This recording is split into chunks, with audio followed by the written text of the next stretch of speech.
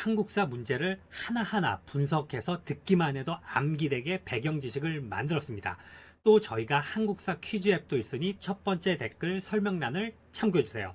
그럼 바로 시작합니다.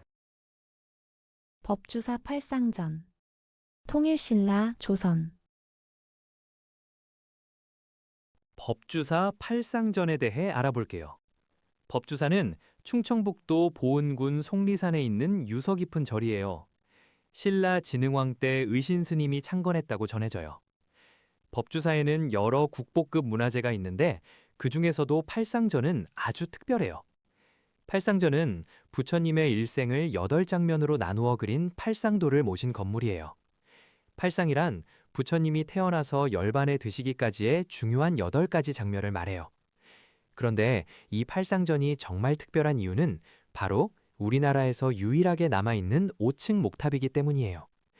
목탑이란 나무로 만든 탑을 말하는데 나무는 돌보다 훨씬 보존하기 어려워서 오래된 목탑은 거의 남아있지 않아요. 법주사 팔상전은 임진왜란 때 불에 텄다가 조선 인조 때 다시 지어진 것으로 국보 제55호로 지정되어 있어요. 높이가 약 22m나 되는 웅장한 건물이에요. 노태우 정부의 통일 정책과 남북 기본 합의서. 현대 노태우 정부. 노태우 정부 시기의 통일 노력에 대해 알아볼게요. 노태우 대통령은 1988년부터 1993년까지 재임했어요. 이 시기는 냉전이 끝나가던 때라서 남북 관계에도 새로운 바람이 불었어요. 노태우 정부는 북방 외교를 적극적으로 추진했어요. 북방 외교란 공산권 국가들과 관계를 개선하는 정책이에요. 그래서 소련, 중국과 차례로 수교를 맺었어요. 1991년에는 정말 역사적인 일이 있었어요. 남한과 북한이 동시에 유엔에 가입한 거예요. 그동안 남북한은 각자 단독으로 유엔에 가입하려 했지만 이때 처음으로 함께 국제사회의 일원이 되었어요. 같은 해에 남북 고위급 회담이 열렸고 여기서 남북 기본 합의서를 채택했어요. 이 합의서에는 남북이 서로를 인정하고 상호 불가침을 약속하며 교류와 협력을 하겠다는 내용이 담겨 있었어요. 또한 한반도 비핵화 공동선언도 이때 발표되었어요. 남과 북이 핵무기를 만들지도 보유하지도 않겠다고 약속한 거예요. 이처럼 노태우 정부 시기에는 남북 관계가 크게 진전되었어요. 참고로 77 선언은 1988년에 노태우 대통령이 발표한 것으로 민족 자존과 통일 번영을 위한 특별 선언이에요. 이 선언에서 남북 동포 간 상호 교류를 추진하겠다고 밝혔어요. 한국 광복군. 일제강점기 1940년대. 한국 광복군에 대해 이야기해 볼게요. 한국 광복군은 1940년 9월 17일 중국 충칭에서 창설된 대한민국 임시정부의 정규군대예요. 총사령관에는 지청천 장군이, 참소장에는 이범석이 취임했어요. 광복군은 처음에는 규모가 작았지만 1942년에 김원봉이 이끌던 조선의용대의 일부가 합류하면서 군사력이 크게 강화되었어요. 광복군은 중국 국민당 정부의 지원을 받으며 항일투쟁을 전개했어요.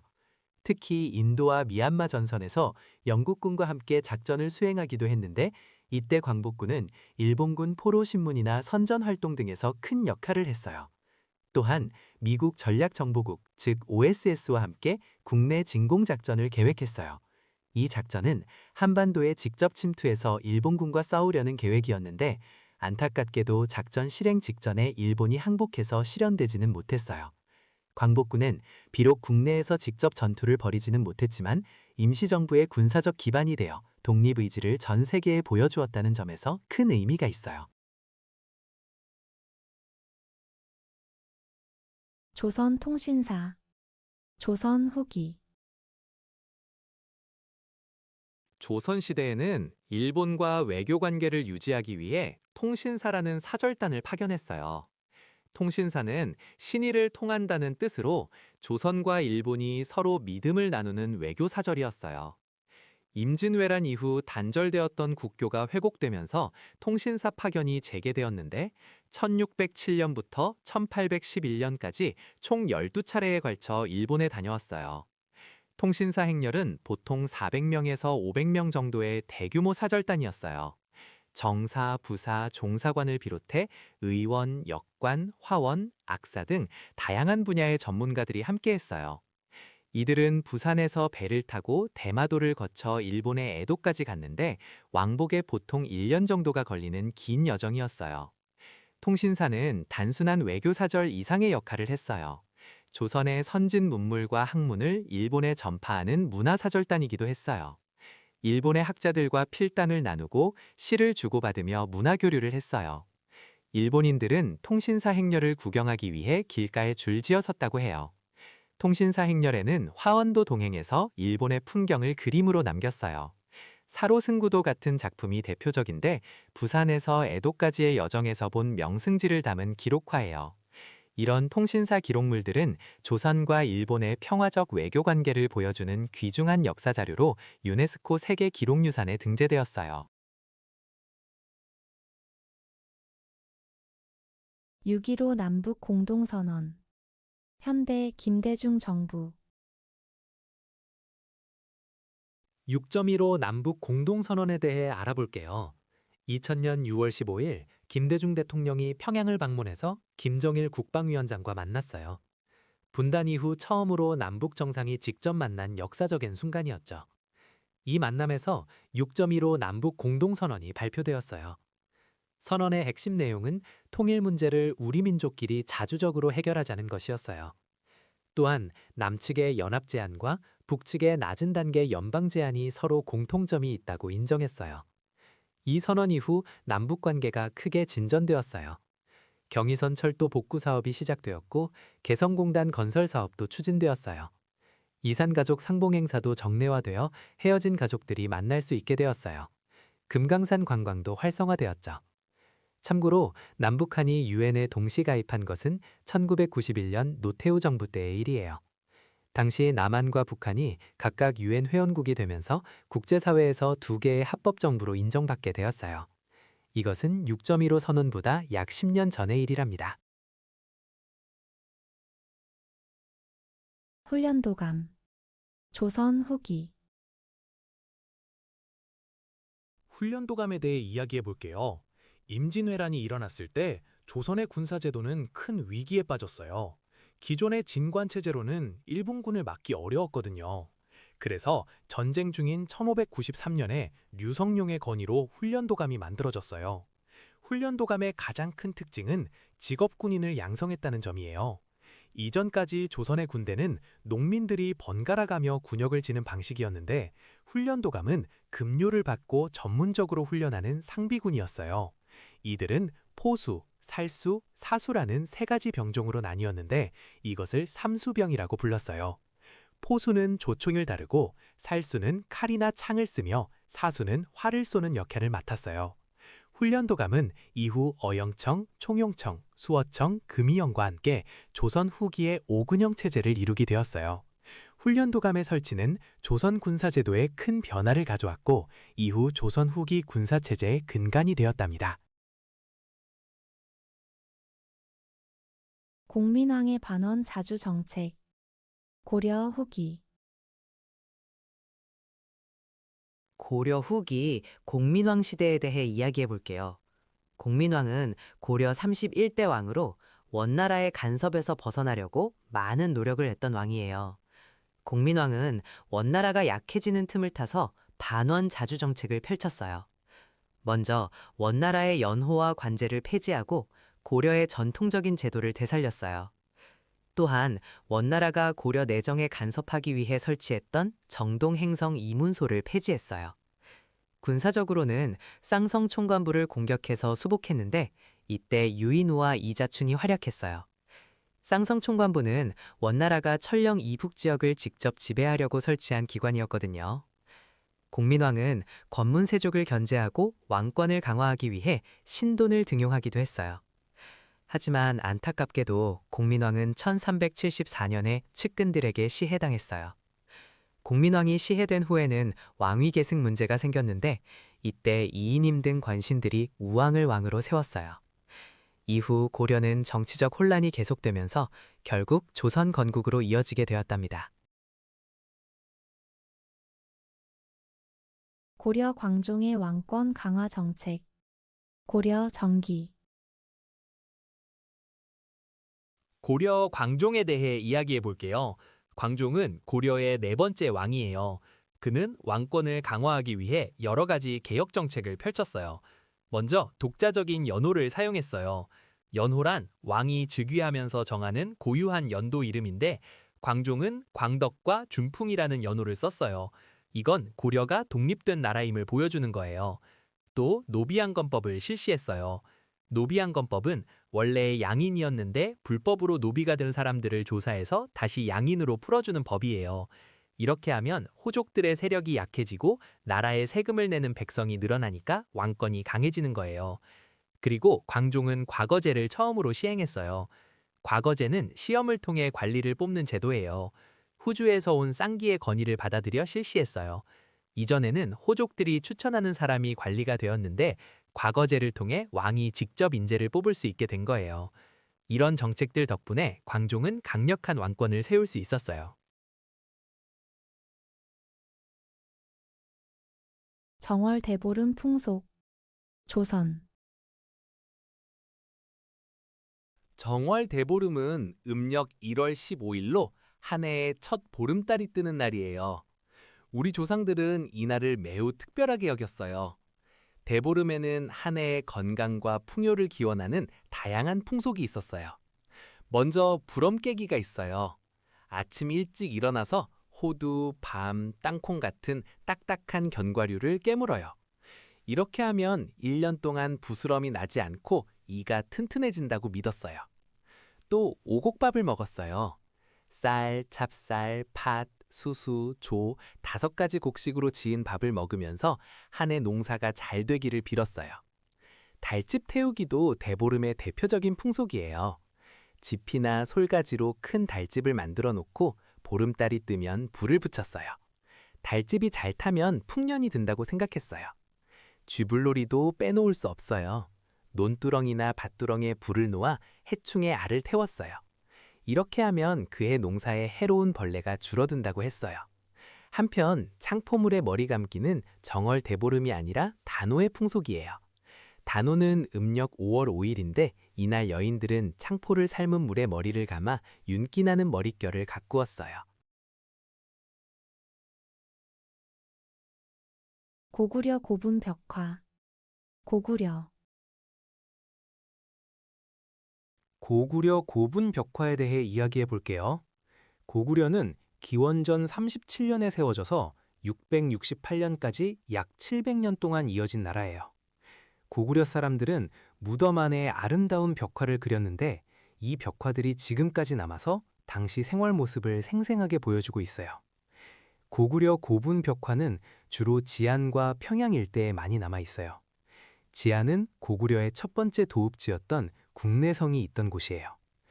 벽화의 주제는 시대에 따라 달라지는데요. 초기에는 주로 무덤 주인의 일상생활을 그렸어요. 씨름하는 모습, 춤추는 모습, 사냥하는 장면 같은 것들이에요. 유명한 무용총에는 춤추는 사람들이, 각저총에는 씨름하는 모습이 그려져 있어요. 수렵도는 말을 타고 활을 쏘며 사냥하는 역동적인 장면을 담고 있어요. 후기로 갈수록 사신도가 많이 등장해요. 사신은 네 방위를 지키는 신령스러운 동물인데요. 동쪽에 청룡, 서쪽에 백호, 남쪽에 주작, 북쪽에 현무예요. 강서대묘의 사신도는 특히 유명해서 고구려 벽화의 걸작으로 꼽혀요. 이 벽화들은 고구려인들의 힘차고 씩씩한 기상을 잘 보여주고 있어요. 참고로 백제의 벽화는 부여 능산내 고분에서 발견되었는데 사신도와 연꽃 무늬가 그려져 있어요. 신라는 돌무지 덧널 무덤이라는 독특한 무덤 양식 때문에 벽화가 거의 남아있지 않아요. 이해와 조선의 대일본 외교 정책. 조선 정기. 이해는 조선 정기의 외교관이에요. 1373년에 태어나 1445년에 세상을 떠났어요. 울산 출신의 아전이었는데 뛰어난 외교 능력으로 높은 벼슬에 올랐어요. 통신부사, 첨지중추원사, 동지중추원사 등을 역임했어요. 호는 학파이고 시호는 충숙이에요. 이에는 일본에 수십 차례나 파견되어 외교 문제를 해결하는 데 큰 공을 세웠어요. 특히 조선과 일본 사이에 세견선의 입항 규모를 정한 개해약조 체결에 크게 기여했어요. 개해약조는 1443년 세종 때 체결된 조약인데 일본 대마도주가 조선에 보낼 수 있는 세견선의 수를 연간 50척으로 제한했어요. 조선은 일본에 대해 교린 정책을 펼쳤어요.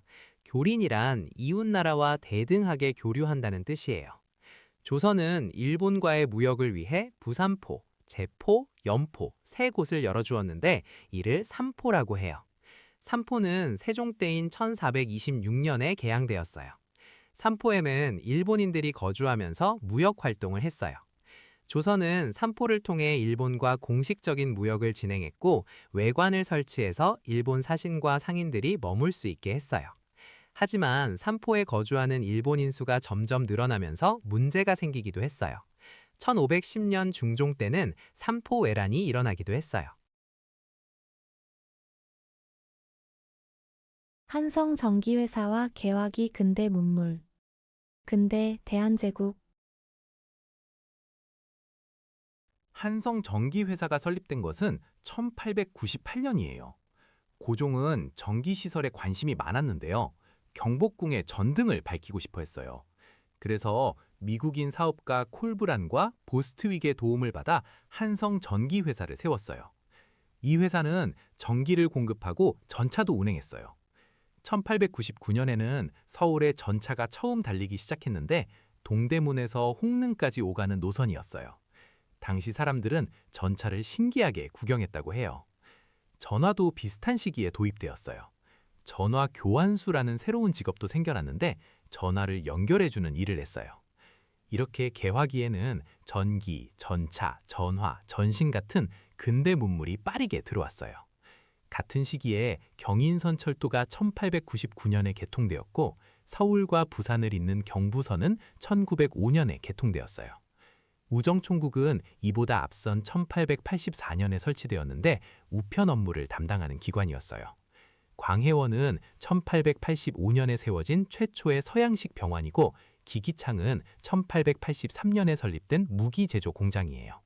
한성순보는 1883년 방문국에서 발행한 우리나라 최초의 근대 신문이에요.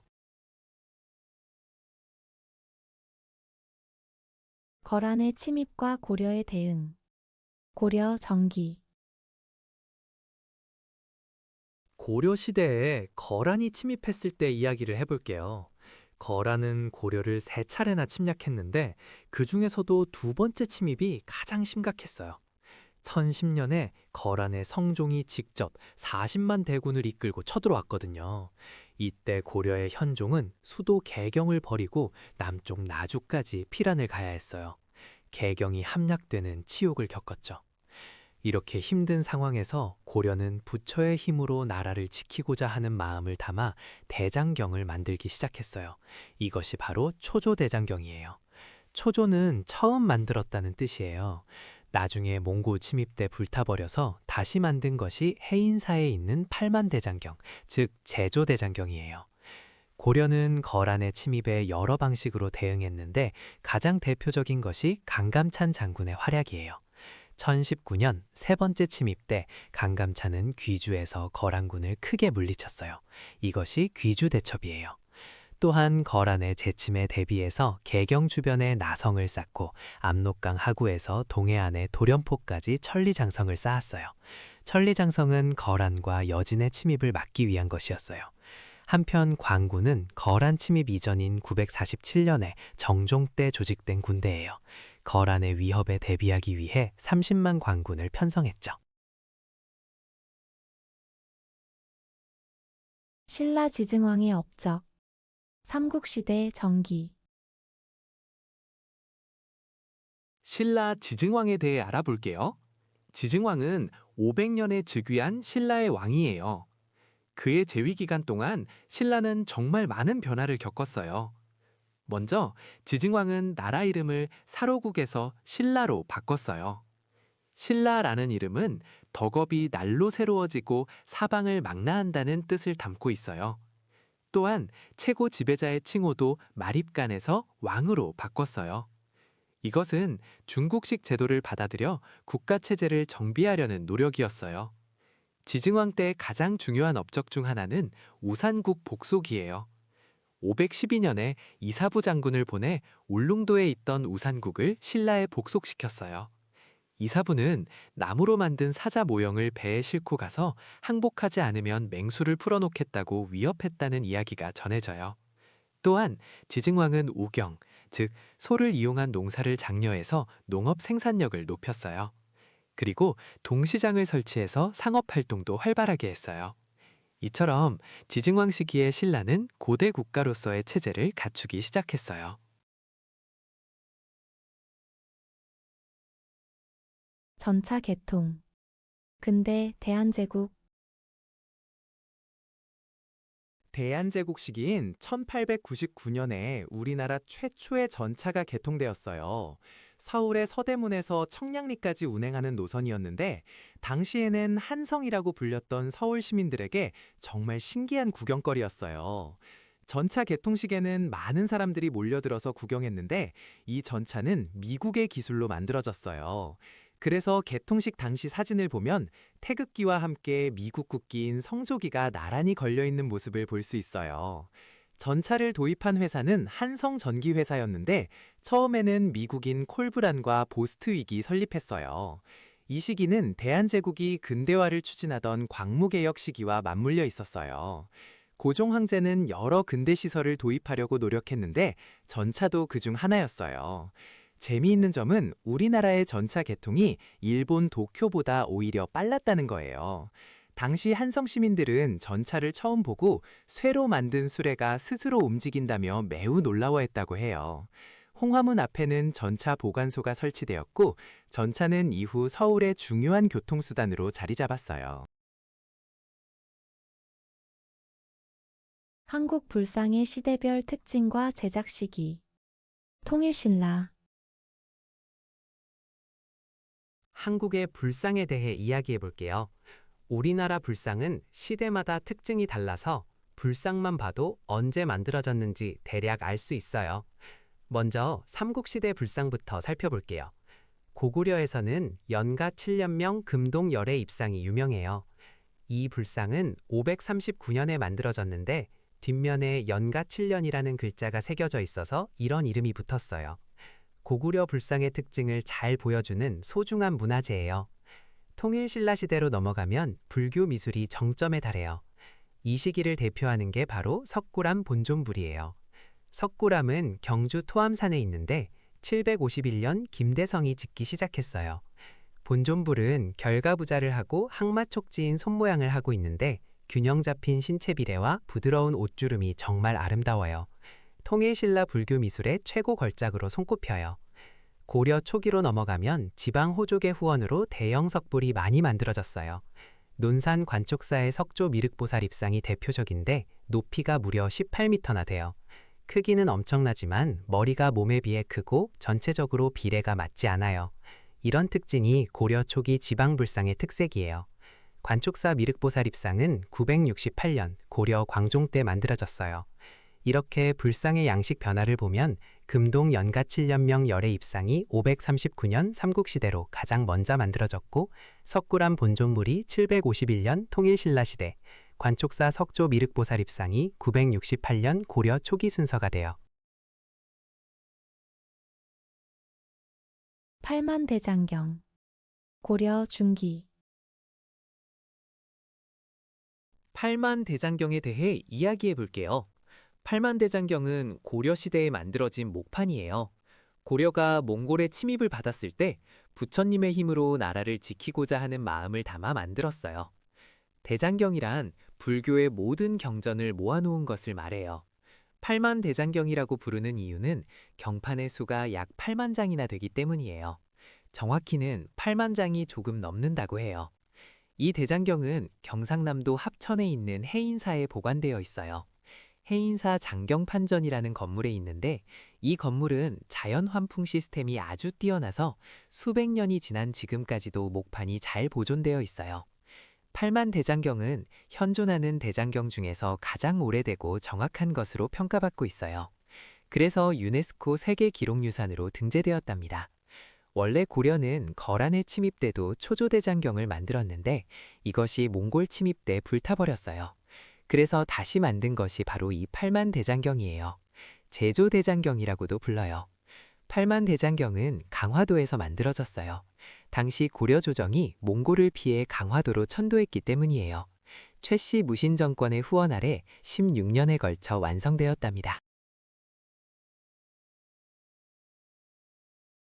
대한제국 광무개혁. 근대 대한제국. 대한제국과 광무개혁에 대해 알아볼게요. 1897년 고종은 조선이라는 이름을 버리고 대한제국을 선포했어요. 이때 고종은 왕에서 황제로 격을 높였고 연호도 광무라고 정했어요. 광무는 빛나는 무공이라는 뜻이에요. 이렇게 황제의 나라가 되면서 자주 독립국임을 세계에 알리려 했던 거예요. 광무개혁은 이 시기에 추진된 근대화 정책을 말해요. 먼저 양전 사업을 실시해서 전국의 토지를 새로 측량하고 지계라는 근대적 토지 문서를 발급했어요. 지계는 토지 소유권을 증명하는 문서예요. 또 상공업을 육성하기 위해 공장과 회사 설립을 장려했고 철도와 전화, 전기 같은 근대 시설도 도입했어요. 군사력 강화를 위해 원수부를 설치해서 황제가 직접 군대를 통솔하도록 했어요. 원수부는 군의 최고 사령부 역할을 했어요. 교육 분야에서는 각종 실업학교를 세워서 실용적인 기술 인력을 양성하려 했어요. 다만 광무개혁은 구본신참이라고 해서 옛것을 바탕으로 새것을 받아들인다는 원칙 아래 진행되었어요. 그래서 급진적인 개혁보다는 점진적인 변화를 추구했답니다. 남북 공동 성명과 합의서. 현대. 남북 관계의 발전 과정에 대해 알아볼게요. 분단 이후 남과 북은 오랜 시간 대립했지만 조금씩 대화의 물꼬를 트기 시작했어요. 가장 먼저 중요한 전환점이 된 건 1972년의 7.4 남북 공동성명이에요. 이건 분단 이후 최초로 남북이 통일에 관한 합의를 이룬 역사적인 선언이었어요. 여기서 자주, 평화, 민족 대단결이라는 통일 3대 원칙이 처음 제시되었답니다. 당시 남측에서는 이후락 중앙정보부장이, 북측에서는 김영주 노동당 조직지도부장이 비밀리에 서로의 수도를 방문하면서 이 합의가 이루어졌어요. 그 다음으로 주목할 만한 것은 1991년에 채택된 남북 기본 합의서예요. 정식 명칭은 남북 사이의 화해와 불가침 및 교류 협력에 관한 합의서인데요. 남북이 서로의 체제를 인정하고 상호 불가침을 약속했어요. 또 다양한 분야에서 교류와 협력을 하기로 합의했답니다. 같은 해에 남북한이 동시에 유엔에 가입한 것도 중요한 사건이에요. 그리고 2000년에는 6.15 남북 공동선언이 발표되었어요. 이건 김대중 대통령과 김정일 국방위원장이 평양에서 만나 발표한 선언이에요. 분단 이후 최초의 남북 정상회담이었기 때문에 정말 역사적인 순간이었죠. 이 회담에서 남측의 연합 제안과 북측의 낮은 단계의 연방 제안이 서로 공통점이 있다는 것을 인정하고 이 방향에서 통일을 지향하기로 했어요. 이산가족 상봉도 합의되어서 그해 8월 첫 상봉 행사가 열렸답니다. 발해의 건국과 특징. 고대 남북국 시대. 발해에 대해 알아볼게요. 발해는 698년에 대조영이 동모산에서 세운 나라예요. 고구려가 멸망한 뒤에 고구려 유민들과 말갈족이 함께 세운 나라입니다. 처음에는 진국이라고 불렀다가 나중에 발해로 이름을 바꿨어요. 발해는 고구려를 계승한 나라로 스스로를 고구려의 후예라고 생각했어요. 그래서 일본에 보낸 외교 문서에서도 고구려 왕족의 성씨인 고씨가 많이 등장해요. 발해의 전성기는 9세기 선왕 때였는데 이때 영토가 크게 넓어져서 중국에서 해동성국이라고 불렀어요. 해동성국은 바다 동쪽의 융성한 나라라는 뜻이에요. 발해는 당나라 일본과 활발하게 교류했고 특히 일본과는 여러 차례 사신을 주고받았어요. 발해의 수도는 상경 용천부였고 주작대로라는 큰 도로가 있었어요. 발해는 926년에 거란의 침입으로 멸망했는데 약 230년간 존속했어요. 발해의 지배층은 대부분 고구려 유민이었고 피지배층에는 말갈족이 많았어요. 발해는 독자적인 연호를 사용했고 문왕 때는 대흥이라는 연호를 썼어요. 발해의 무덤 양식이나 온돌 구조는 고구려의 영향을 받은 것으로 고구려 계승의식을 잘 보여줍니다. 헤이그 특사 파견. 근대 대한제국. 헤이그 특사 파견에 대해 이야기해 볼게요. 1907년 대한제국의 고종 황제는 네덜란드 헤이그에서 열리는 만국 평화회의에 특사를 보냈어요. 이상설, 이준, 이휘종 세 분이 특사로 파견되었죠. 고종은 왜 이런 결정을 했을까요? 바로 1905년에 강제로 체결된 을사늑약의 부당함을 전 세계에 알리고 싶었기 때문이에요. 을사늑약으로 대한제국은 외교권을 빼앗기고 일본의 후반부 지배를 받게 되었거든요. 고종은 이 조약이 자신의 동의 없이 강제로 맺어진 것이니 무효라고 주장하고 싶었어요. 하지만 안타깝게도 일공과 열강의 방해로 특사들은 회의장에 들어가지도 못했어요. 이 사건이 알려지자 일본은 크게 분노했어요. 그 결과 일본은 고종 황제에게 책임을 물어 강제로 퇴위시켜버렸어요. 1907년 7월 고종은 아들 순종에게 황제 자리를 물려주고 물러나야 했죠. 그리고 같은 해에 한일 신협약, 정미칠조약이 체결되면서 대한제국의 군대마저 해산당하게 되었어요. 해산된 군인들 중 많은 이들이 의병에 합류해서 항일 투쟁을 이어나갔답니다. 고려 무신 집권기 사회. 고려 중기. 고려 무신 집권기의 사회 모습에 대해 알아볼게요. 무신정변은 1170년에 일어났어요. 문신들에게 차별받던 무신들이 정중부, 이의방 등을 중심으로 반란을 일으켜 권력을 장악한 사건이에요. 이후 약 100년간 무신들이 고려를 지배하게 됩니다. 무신 집권기에는 권력을 잡은 무신들이 대토지를 소유하고 농장을 확대했어요. 이들은 일반 백성들을 유인해서 자기 땅에서 일하게 했고, 이렇게 되면서 국가에 세금을 내는 사람들이 줄어들었어요. 권력자들은 사전이라는 토지를 수백 결씩 받기도 했습니다. 또한 공녀를 뽑기 위해 양가의 자녀들을 선발하고 심지어 밤중에 민가에 들이닥쳐 여성들을 잡아가기도 했어요. 이런 횡포 때문에 백성들은 큰 고통을 겪었습니다. 이 시기에 만적의 난도 일어났어요. 1198년 최충원의 노비였던 만적이 개경에서 노비들을 모아 신분 해방을 위한 반란을 모의했지만 사전에 발각되어 실패했습니다. 만적은 왕후장상의 씨가 따로 있는 것이 아니라고 주장하며 신분제의 부당함을 외쳤어요. 대동여지도. 조선 후기. 대동여지도에 대해 알아볼게요. 대동여지도는 조선 후기의 지리학자 김정호가 만든 우리나라 지도예요. 1861년에 완성되었는데 당시로서는 가장 정밀하고 과학적인 지도였어요. 김정호는 평생을 지도 제작에 바쳤던 인물이에요. 대동여지도의 가장 큰 특징은 목판본이라는 점이에요.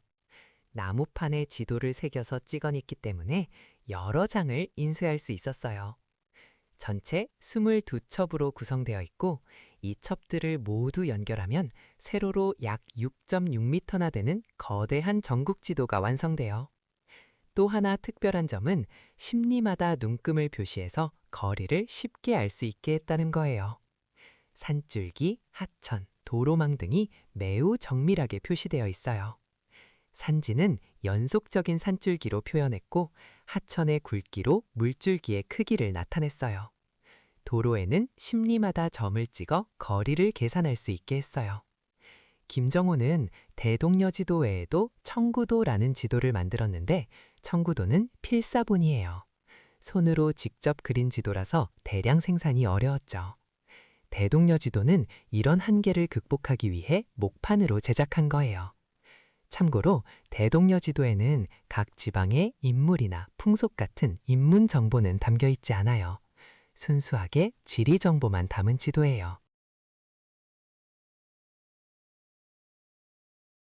방정환 일제강점기 중기 방정환은 일제강점기에 활동한 아동문학가이자 독립운동가예요. 1899년에 태어나서 1931년에 세상을 떠났는데 짧은 생애 동안 어린이를 위해 정말 많은 일을 했어요. 방정환은 어린이라는 말을 처음 만들어 널리 퍼뜨린 분이에요. 그 전까지는 아이들을 그냥 애새끼 같은 말로 낮춰 불렀거든요. 방정환은 아이들도 하나의 인격체로 존중받아야 한다고 생각해서 어린이라는 높임말을 만들었어요. 그는 천도교 소년회를 조직해서 소년운동을 이끌었고 경성 청년구락부를 조직하기도 했어요. 또 1923년에 어린이날을 제정하는 데 크게 기여했어요. 처음에는 5월 1일이었다가 나중에 5월 5일로 바뀌었죠. 방정환은 어린이 잡지를 만들어서 아이들에게 동화와 동요를 소개했고 세계 명작 동화를 번역해서 우리나라 어린이들에게 들려주기도 했어요. 그래서 사람들은 방정환을 한국 아동문학의 아버지라고 부르기도 해요. 안중근 의사와 하얼빈 의거 근대 대한제국 안중근 의사에 대해 알아볼게요. 안중근은 1879년에 황해도에서 태어난 독립운동가예요. 어릴 때부터 총 쏘는 솜씨가 뛰어났고 교육과 계몽운동에도 힘썼어요. 1907년에는 연해주로 건너가서 의병 활동을 시작했어요. 의병 부대의 참모중장이 되어 국내 진공작전을 펼치기도 했어요.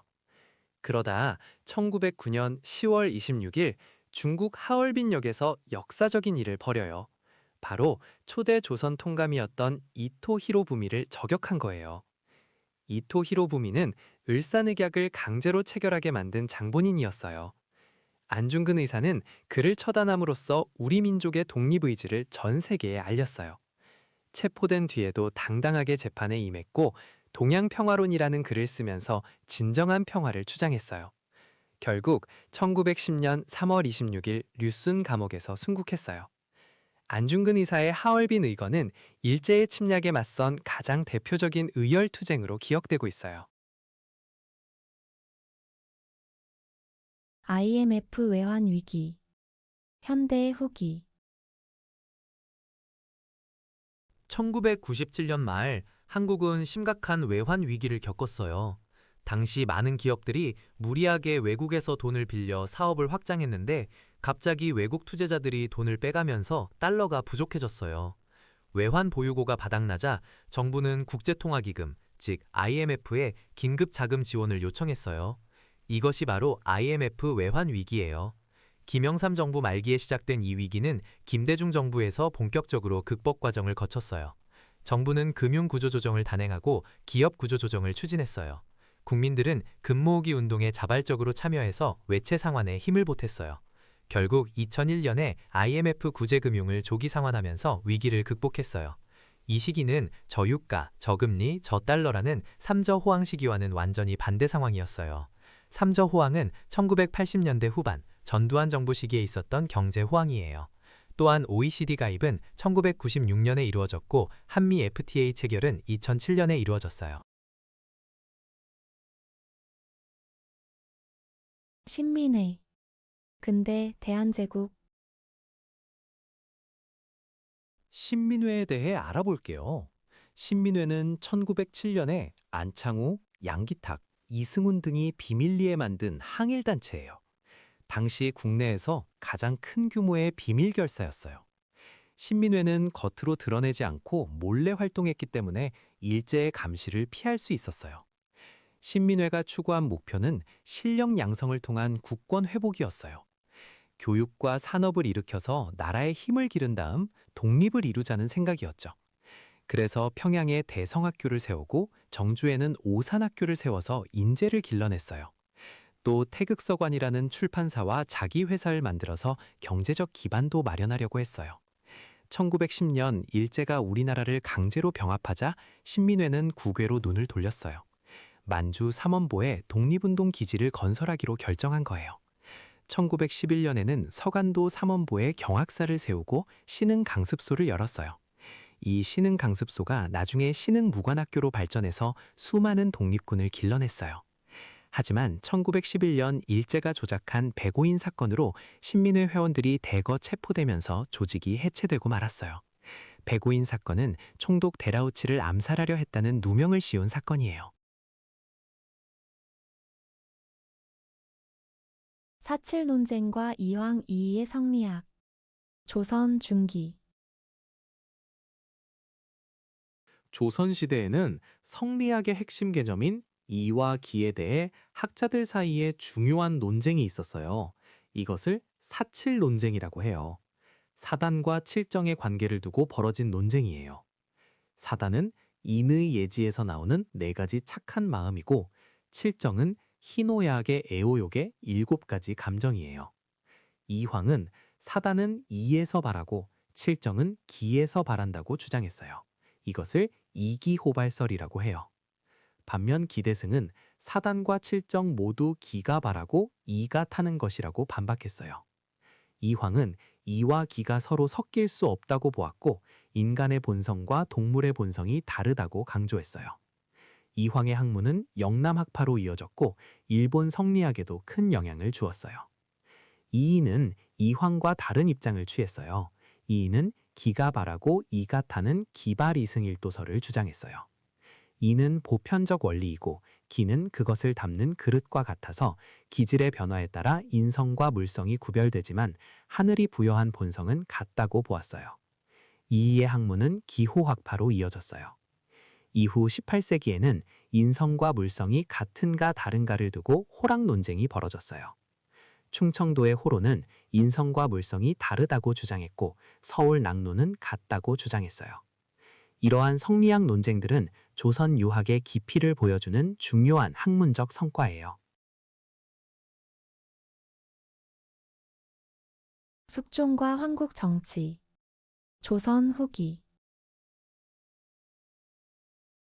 숙종은 조선의 제19대 왕으로 1674년부터 1720년까지 46년간 재위했어요. 숙종 시대는 붕당 정치가 가장 격렬하게 전개된 시기예요.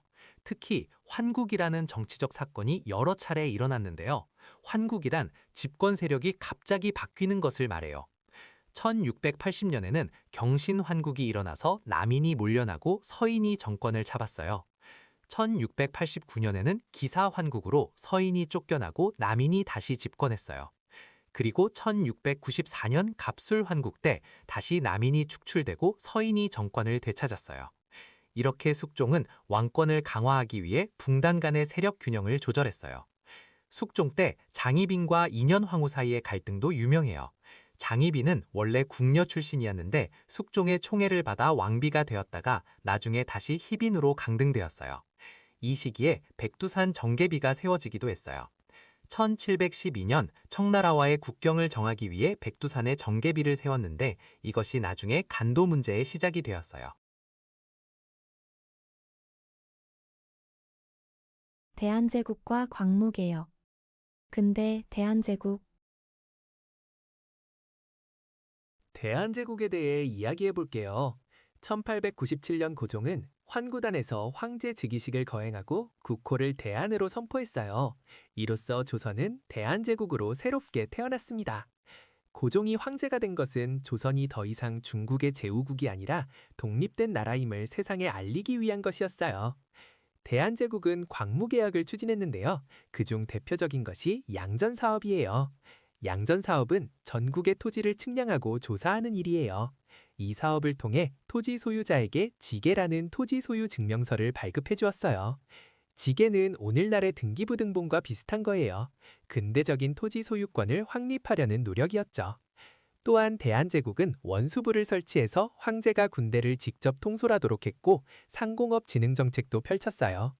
하지만 1905년 을사늑약으로 외교권을 빼앗기고 1910년 한일 병합으로 대한제국은 역사 속으로 사라지게 됩니다.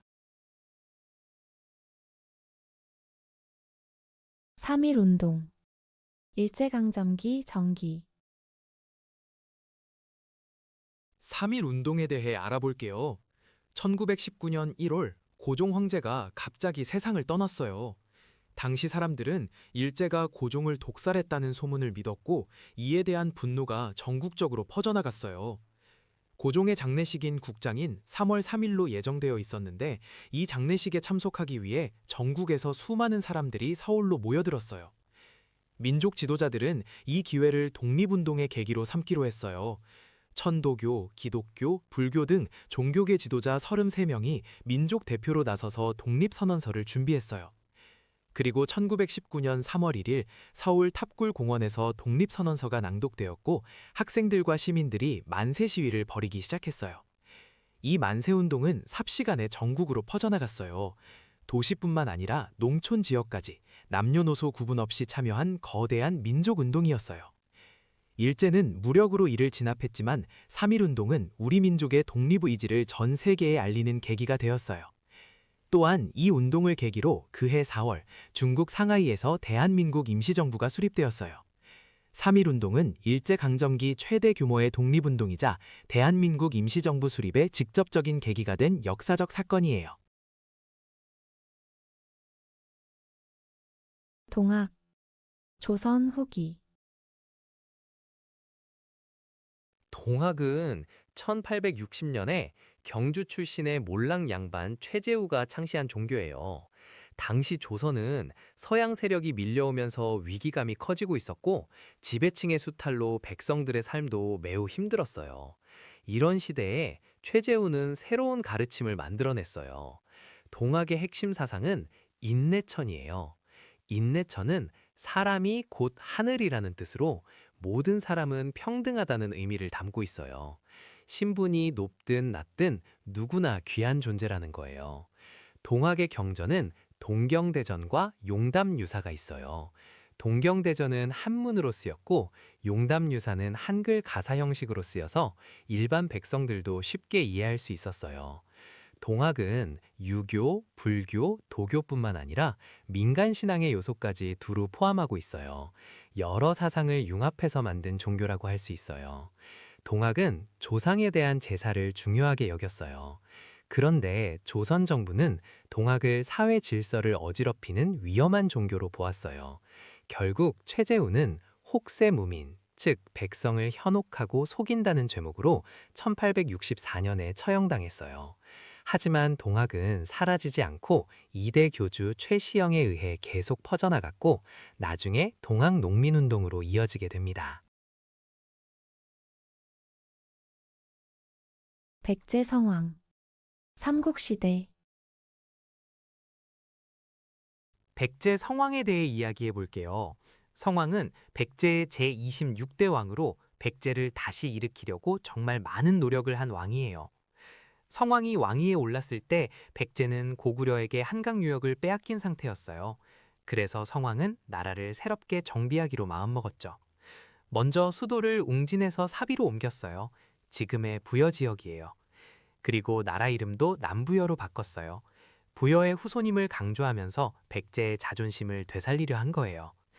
성왕은 신라와 손을 잡고 고구려를 공격해서 한강 유역을 되찾는 데 성공했어요. 그런데 문제가 생겼어요. 신라가 약속을 어기고 한강 하류 지역을 독차지해버린 거예요. 이에 분노한 성왕은 신라를 공격했는데 관산성 전투에서 신라군에게 사로잡혀 전사하고 말았어요. 554년의 일이에요. 성왕은 비극적인 최후를 맞았지만 백제 중흥을 위해 힘쓴 왕으로 기억되고 있어요. 또한 일본에 불교를 전해준 왕으로도 유명해요.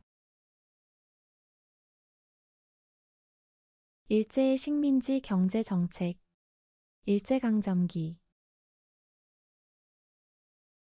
일제강점기에 일본은 삼국을 경제적으로 수탈하기 위해 여러 가지 정책을 펼쳤어요. 먼저 1910년대에는 토지 조사 사업을 실시했어요. 이 사업은 겉으로는 근대적인 토지 소유권을 확립한다고 했지만 실제로는 신고하지 않거나 서류가 미비한 토지를 모두 조선 총독부 소유로 만들어버렸어요.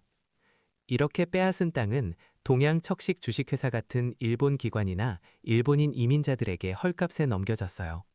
그래서 많은 조선 농민들이 하루아침에 땅을 잃고 소작농으로 전락하거나 아예 고향을 떠나 만주나 연해주로 이주해야 했어요. 1920년대에는 산미 증식 계획이 시작되었어요. 일본 본토에서 쌀이 부족해지자 한국에서 쌀 생산량을 늘려 일본으로 가져가려는 계획이었어요. 수리시설을 늘리고 품종을 개량해서 쌀 생산량은 늘었지만 생산량보다 더 많은 쌀을 일본으로 빼앗아 갔어요. 그래서 정작 조선 사람들은 쌀을 먹지 못하고 만주에서 들여온 잡곡으로 끼니를 때워야 했어요. 1930년대 이후 전쟁이 본격화되면서 일제의 수탈은 더욱 심해졌어요. 전쟁에 필요한 물자를 모은다며 공출제도를 실시했어요. 농민들이 생산한 쌀과 농산물을 강제로 빼앗아 갔고 심지어 집에 있는 녹그릇, 숟가락까지 금속 공출이라며 가져갔어요. 이처럼 일제는 식민 지배 기간 내내 한국의 경제를 착취하고 수탈하는 정책을 펼쳤어요. 청동기 시대의 특징과 고인돌. 선사시대 청동기. 청동기 시대에 대해 알아볼게요. 청동기 시대는 신석기 시대 다음에 오는 시대로 한반도에서는 기원전 2000년경부터 기원전 300년경까지 이어졌어요. 이 시대의 가장 큰 특징은 바로 고인돌이에요. 고인돌은 청동기 시대의 대표적인 무덤 양식인데요. 커다란 돌을 여러 개 세우고 그 위에 거대한 덮개돌을 올려놓은 형태예요. 이렇게 큰 돌을 옮기고 세우려면 정말 많은 사람들의 힘이 필요했겠죠? 그래서 고인돌은 당시에 강력한 권력을 가진 지배자가 있었다는 증거가 돼요. 청동기 시대에는 농업 기술도 크게 발전했어요. 특히 반달 돌칼이라는 도구가 등장했는데 이건 벼나 조 같은 곡식의 이삭을 수확할 때 사용했어요. 반달 모양으로 생긴 돌칼에 구멍을 뚫어서 손가락을 끼우고 사용했답니다. 또 청동기 시대에는 벼농사가 본격적으로 시작되면서 사람들이 정착 생활을 하게 되었고 빈부격차와 계급이 생겨나기 시작했어요. 주거 형태도 움집에서 점차 지상가옥으로 바뀌어 갔고요. 청동으로 만든 도구들은 주로 의식용이나 지배자의 권위를 상징하는 데 쓰였고 실제 농사에는 여전히 돌로 만든 간석기를 사용했어요. 을미개혁과 단발령. 근대 개항기. 을미개혁에 대해 알아볼게요. 을미개혁은 1895년에 일어난 일이에요. 그해 명성황후가 일본에 의해 시해되는 을미사변이 일어났고 그 직후 김홍집 내각이 주도해서 여러 개혁을 추진했어요. 가장 유명한 것이 바로 단발령이에요. 단발령은 상투를 자르고 머리카락을 짧게 깎으라는 명령이었어요. 고종 황제도 직접 머리를 자르면서 솔선수범했지만 백성들의 반발은 엄청났어요.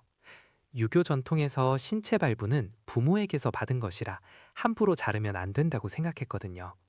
전국 각지에서 단발령에 반대하는 상소가 빗발쳤고 이것이 을미의병이 일어나는 중요한 원인이 되었어요. 을미개혁 때는 태양력도 도입되었어요. 그동안 쓰던 음력 대신 양력을 사용하기 시작한 거예요.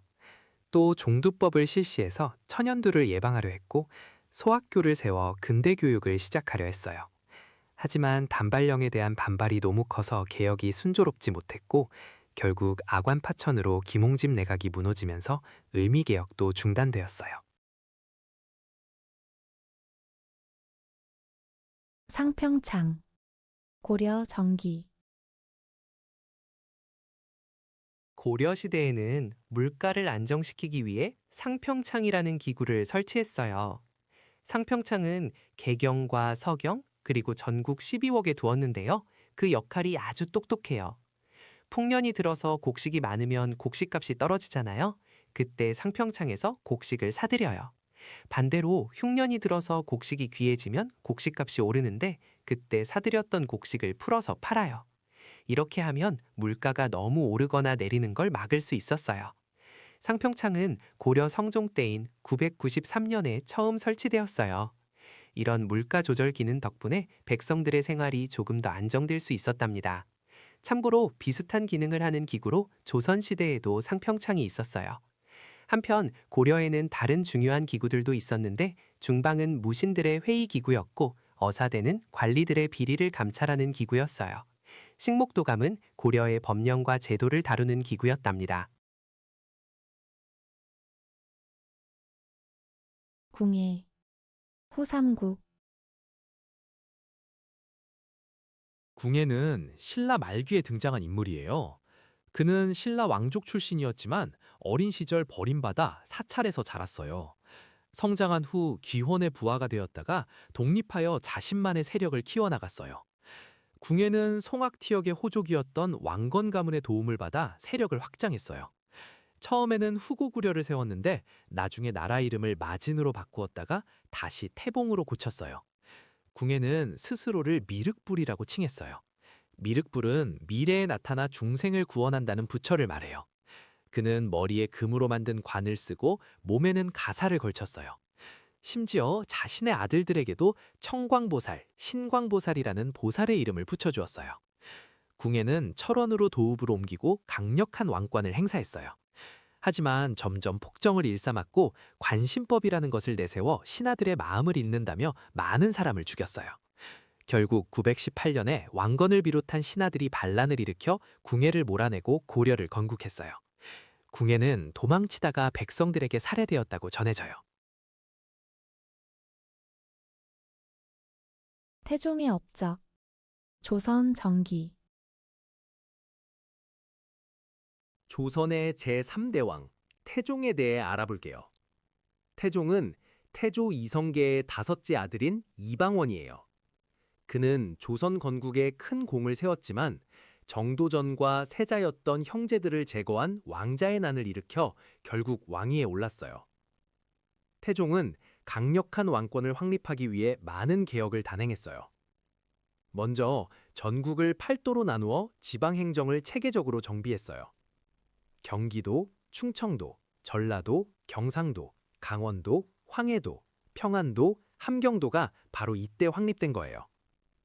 또한 호패법을 실시해서 16세 이상의 남자들에게 신분증 역할을 하는 호패를 차고 다니게 했어요. 이를 통해 인구를 파악하고 세금을 걷거나 군역을 부과하는 데 활용했죠.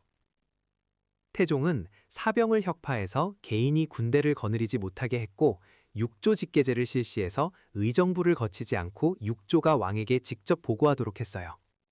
이렇게 해서 왕권이 크게 강화되었죠. 그의 아들이 바로 세종대왕이에요. 태종이 강력한 왕권을 다져놓았기 때문에 세종이 문화와 학문을 꽃피울 수 있었던 거예요. 제2차 조선 교육령과 문화통치, 일제강점기 문화통치기, 제2차 조선 교육령에 대해 알아볼게요. 일제는 1919년 3.1 운동이 일어나자 통치 방식을 바꿔야 했어요. 그래서 무단 통치에서 문화 통치로 전환했는데 교육 정책도 함께 바뀌었어요. 1922년에 공포된 제2차 조선 교육령이 바로 그것이에요. 이 교육령의 가장 큰 특징은 보통학교 수업 연한을 4년에서 6년으로 늘린 거예요. 또 조선어를 필수 과목으로 채택해서 형식적으로나마 조선어 교육을 인정했어요. 그리고 조선인도 사범학교와 대학을 세울 수 있는 길을 열어주었어요. 하지만 이건 모두 겉으로만 그랬을 뿐이에요. 실제로는 일본어 교육 시간이 훨씬 많았고 민족 차별은 계속되었어요. 문화 통치 시기에는 여러 사회 운동이 활발하게 일어났어요. 물산 장려 운동이나 밀립대학 설립 운동 같은 것들이 있었어요. 특히 1920년대에는 조선 청년들이 다양한 계몽 활동을 펼쳤는데 근우회 같은 여성단체도 만들어졌어요. 근우회는 1927년에 결성된 여성운동단체로 신간회의 자매단체였어요. 이 시기에는 강연회나 토론회가 자주 열려서 민족의식을 높이려는 노력이 계속되었답니다. 조선시대 가족제도와 상속문화, 조선 정기, 조선시대의 가족제도와 상속에 대해 이야기해 볼게요. 조선 초기와 후기는 가족 문화가 많이 달랐어요. 조선 초기에는 아들과 딸 구분 없이 재산을 골고루 나눠주는 균분 상속이 일반적이었어요. 딸도 아들과 똑같이 재산을 물려받을 수 있었죠. 제사도 마찬가지였어요. 아들만 제사를 지내는 게 아니라 자녀들이 돌아가면서 제사를 맡았어요. 이걸 윤회봉사라고 해요. 또 결혼하면 남자가 여자 집에 가서 사는 경우도 많았어요. 이런 풍습을 남귀여가호운이라고 불러요. 족보를 보면 아들과 딸을 태어난 순서대로 기록했어요. 그런데 조선 후기로 가면 성리학이 더 깊이 뿌리내리면서 사회가 변해요. 아들, 특히 맏아들 중심으로 바뀌죠. 재산도 장남이 더 많이 받고 제사도 장남이 도맡아 지내게 돼요. 족보에도 아들을 먼저 쓰고 딸은 나중에 쓰게 됐어요. 이렇게 부계 중심의 가부장적 질서가 점점 강화된 거예요. 조선 중기인 16세기 무렵이 이런 변화가 일어나던 과도기였어요. 신분 차별 극복 운동의 역사. 고려 중기. 한국 역사에서는 신분이 낮은 사람들이 차별을 극복하려는 노력이 여러 시대에 걸쳐 있었어요. 먼저 고려시대 무신집권기에 만적의 난이 일어났어요. 1198년에 최충원의 사노비였던 만적이 다른 노비들을 모아서 봉기를 계획했어요. 만적은 왕후장상의 씨가 따로 있느냐며 신분 해방을 외쳤어요. 비록 사전에 발각되어 실패했지만 노비들이 스스로 신분 차별에 저항한 첫 번째 큰 사건이에요. 조선시대로 넘어오면 서얼 통청운동이 있었어요. 서얼은 양반과 첩 사이에서 태어난 자녀를 말하는데 조선에서는 이들이 과거 시험에 응시하거나 높은 관직에 오르는 것이 제한되었어요. 조선 후기에 서얼들은 청요직, 그러니까 중요한 관직에도 진출할 수 있게 해달라고 집단으로 상소를 올렸어요. 이것이 서얼 통청운동이에요. 마지막으로 조선 후기에서 개화기에 형평운동이 일어났어요. 형평운동은 1923년에 백정들이 진주에서 조선 형평사를 만들면서 시작되었어요. 백정은 주로 도축업에 종사하던 최하층 신분이었는데 이들이 사회적 차별 철폐를 요구하며 전국적인 운동을 펼쳤어요. 시간순으로 정리하면 만적의 난이 1198년 고려시대, 서얼 통청운동이 조선 후기, 형평운동이 1923년 일제강점기 순서예요. 홍범도. 근대 일제강점기. 홍범도 장군에 대해 이야기해 볼게요. 홍범도는 일제강점기 때 활동한 독립운동가예요.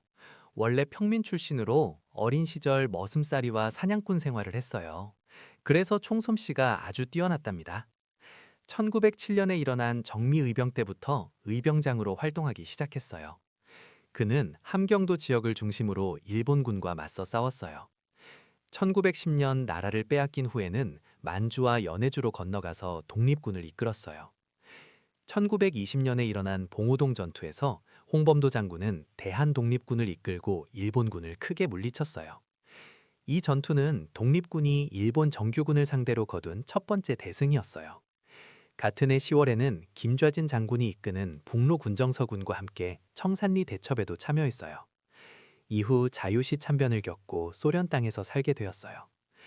1937년 스탈린의 강제 이주 정책으로 카자흐스탄으로 옮겨져서 그곳에서 생을 마감했어요.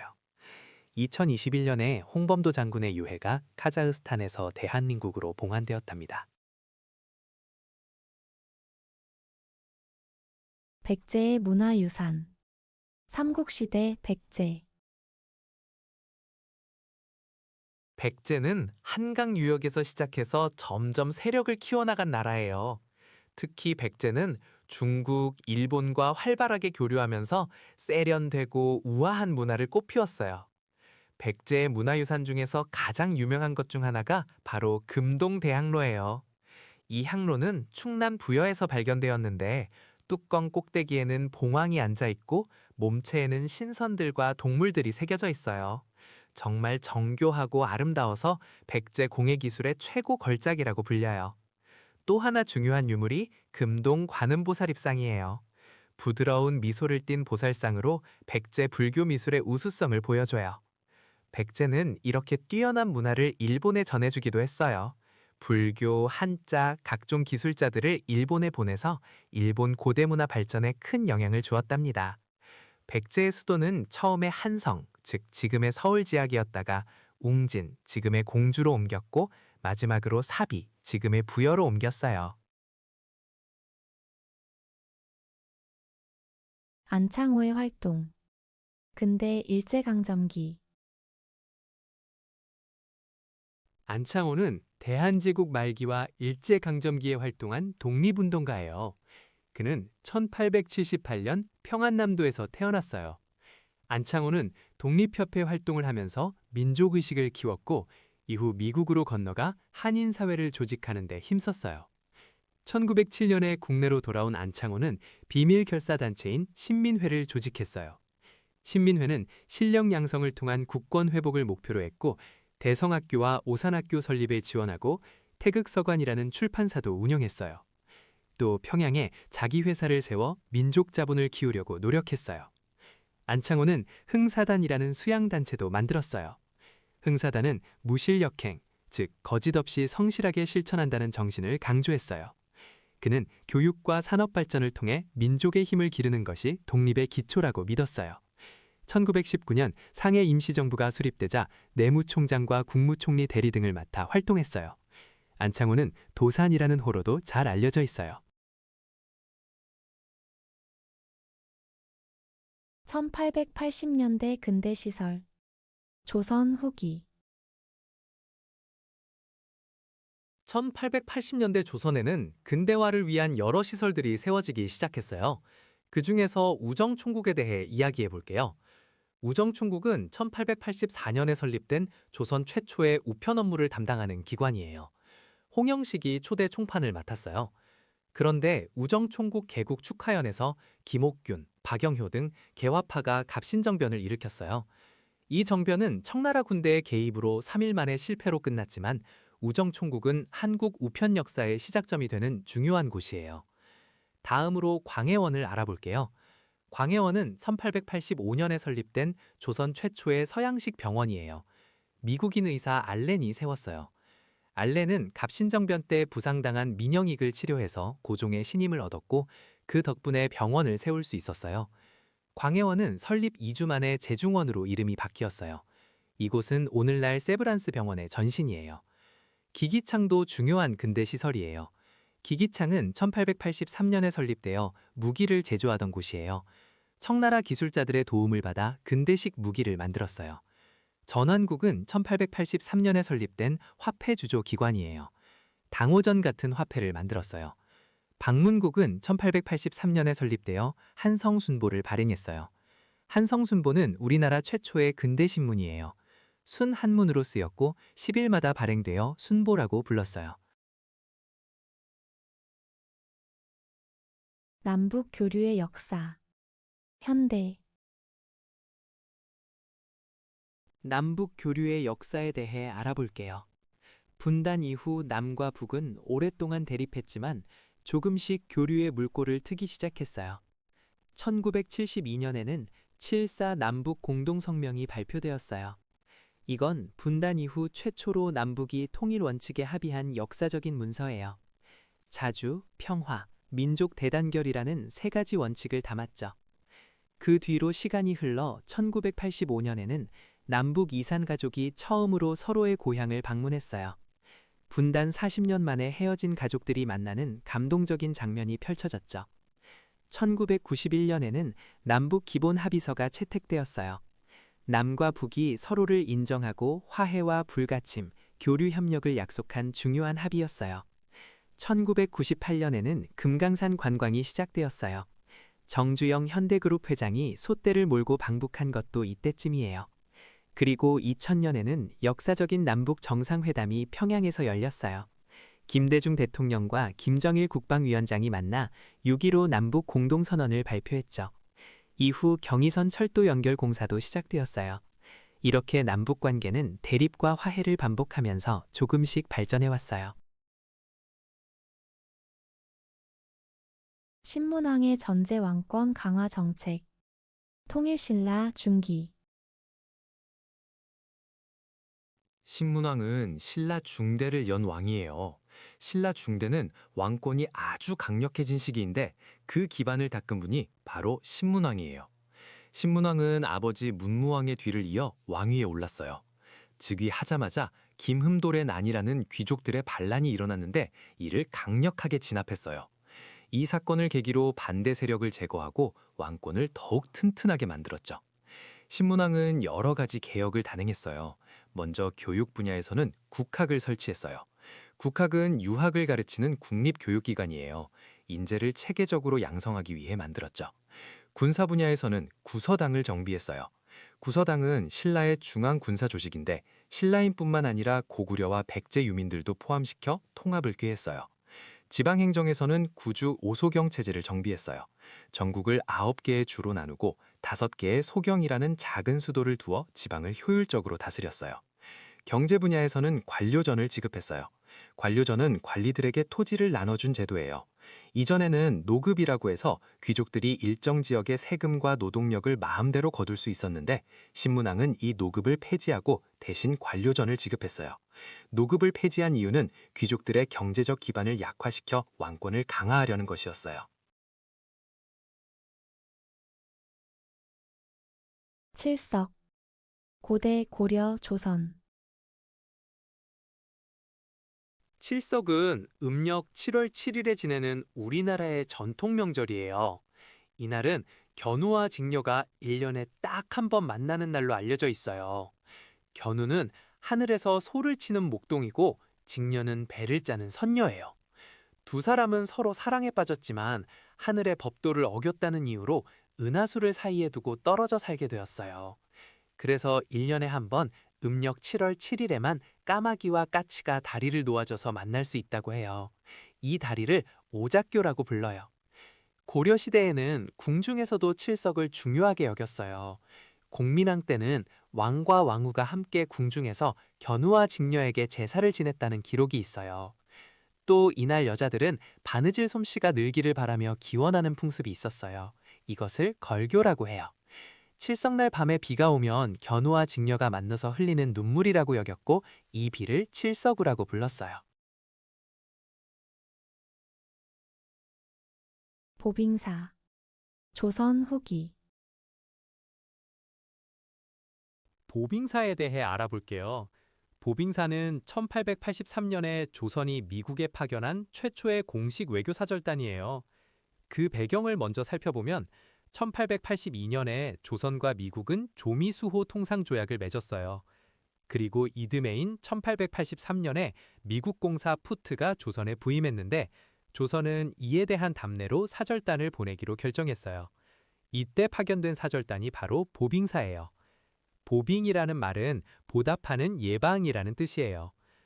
보빙사의 구성을 보면 전권 대신 민영익을 대표로 하고 부 대신 홍영식, 그리고 수행원으로 서광범, 유길준 등이 함께했어요.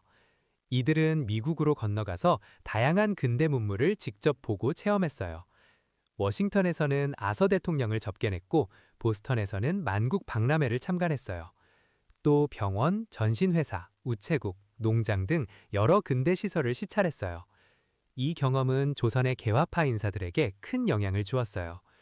특히 홍영식은 귀국 후 우정총국 설립을 주도했는데 이는 보빙사 때 미국의 우편 제도를 직접 보고 배운 덕분이에요. 보빙사는 조선이 서양 국가에 파견한 최초의 공식 사절단이라는 점에서 역사적 의의가 커요.